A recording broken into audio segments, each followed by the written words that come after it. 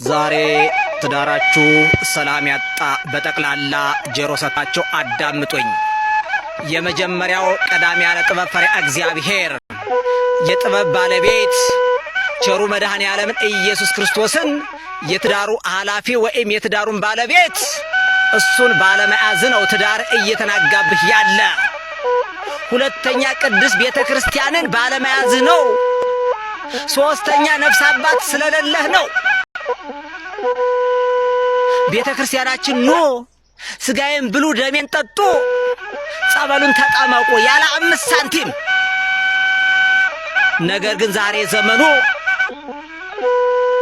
ያልተከፈለበት ምግብ እንደማይጣፍጣችሁ የቤታችሁን ትታችሁ ማዶ ስትሽከረከሩ የምትሉ ቤት ይቁጠራችሁ። ቤተ ክርስቲያናችንን በነፃ ኑ እያለቻችሁ ለጠንቋይ ገንዘብን ጨርሳ ቆዳ ሲቀር ቤተ ክርስቲያን መጥተህ የምትወድቅ ቤት ይቁጠርህ።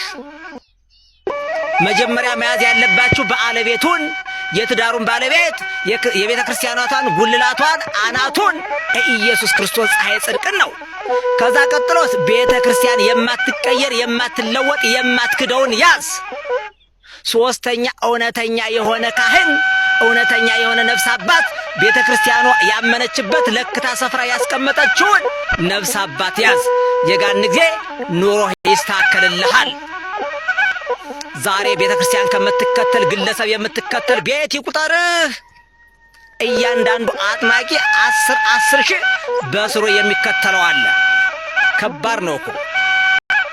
እነሱም እናንተን ደካማነታችሁን ስለሚያውቁት እዚህ ጋር ጸጉራቸውን ይጎነጉናሉ ወይም ያሳድጋሉ።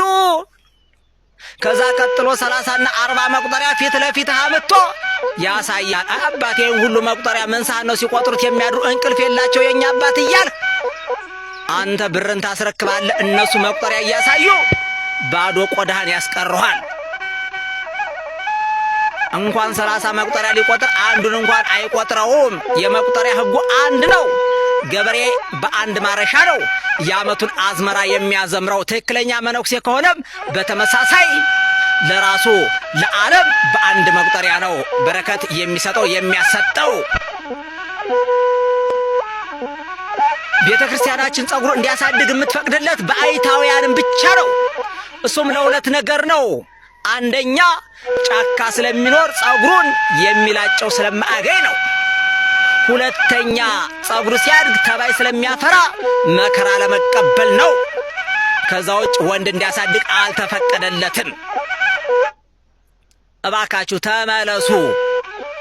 ገንዘባችሁን መጣያ ካጣችሁ የተቸገሩ ገዳማት ጧፍ የሌላቸው ዕጣን የሌላቸው ቀዳሽ የሌላቸው ጥላ የሌላቸው መስቀል የሌላቸው በጣም ብዙዎች ናቸው።